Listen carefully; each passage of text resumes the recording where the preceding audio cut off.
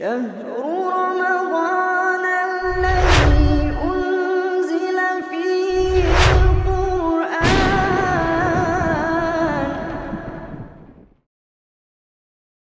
Bismillahirrahmanirrahim.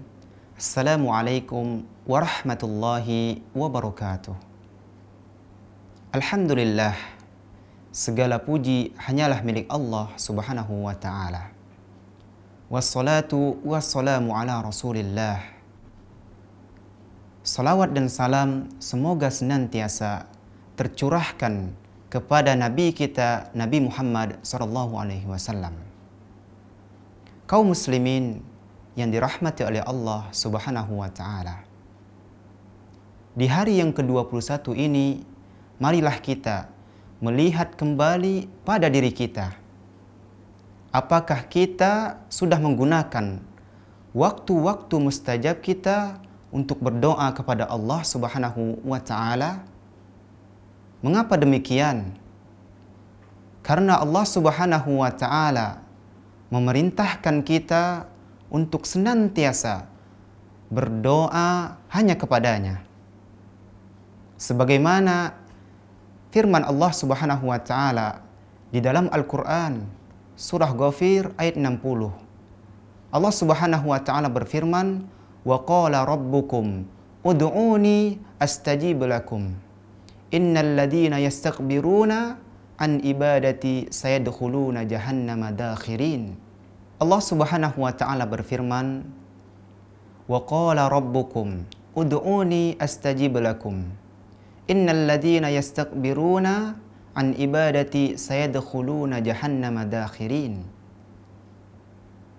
Tuhanmu berfirman, berdoalah kepadaku, niscaya akan aku kabulkan. Dan orang-orang yang menyombongkan diri dari beribadah kepadaku atau berdoa kepadaku, mereka akan dimasukkan ke dalam neraka jahanam dalam keadaan hina dina. Dan di antara syarat terkabulnya doa kita oleh Allah subhanahu wa ta'ala, hendaklah kita berdoa di waktu-waktu yang mustajab. Terlebih lagi di bulan suci Ramadan ini, bulan yang penuh dengan keberkahan, bulan yang penuh dengan keistimewaan, tentunya ada waktu-waktu yang mustajab untuk kita berdoa kepada Allah subhanahu wa ta'ala. Dan di antara waktu-waktu mustajab tersebut, yang pertama di waktu sahur, yang kedua pada saat kita berpuasa, dan yang ketiga pada saat kita berbuka puasa. Adapun yang pertama, yaitu di waktu sahur, ini berdasarkan hadis Rasulullah SAW yang diriwayatkan oleh Imam Bukhari dan Muslim dari sahabat yang mulia Abu Hurairah radhiyallahu anhu. Rasulullah SAW bersabda, yanzilu Rabbuna tabaraka wa ta'ala kulla laylatin ila sama'id dunya hina yabqa sulusul laylil akhir yaqul man yad'uni fa astajiba lahu man yas'alni fa u'tiyahu man yastaghfiruni fa'aghfir lahu.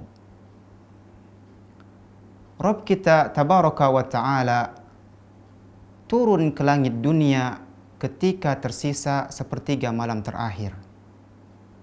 Kemudian Allah subhanahu wa ta'ala berfirman, barang siapa yang berdoa kepadaku, niscaya akan aku kabulkan.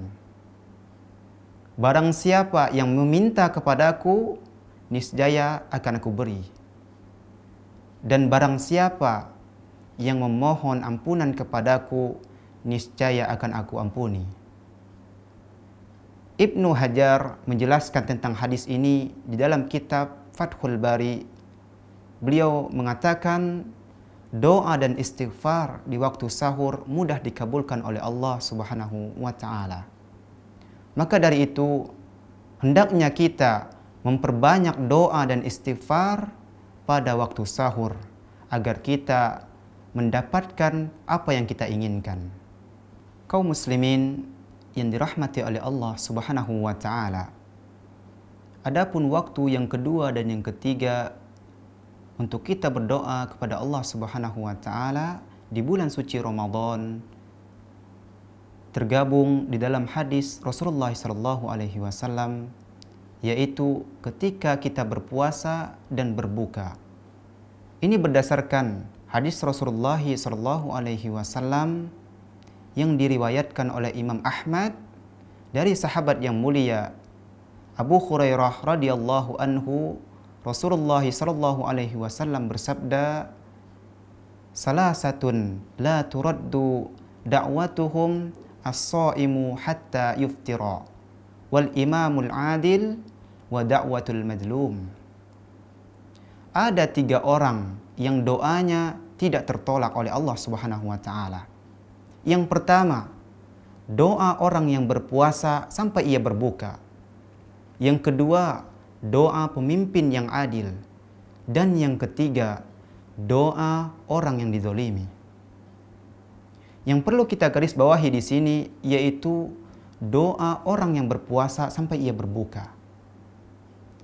Imam An-Nawawi rahimahullahu taala mengatakan di dalam kitab Al-Majmu' bahwasannya disunnahkan untuk orang yang berpuasa memperbanyak doa untuk kebaikan dunia dan akhiratnya.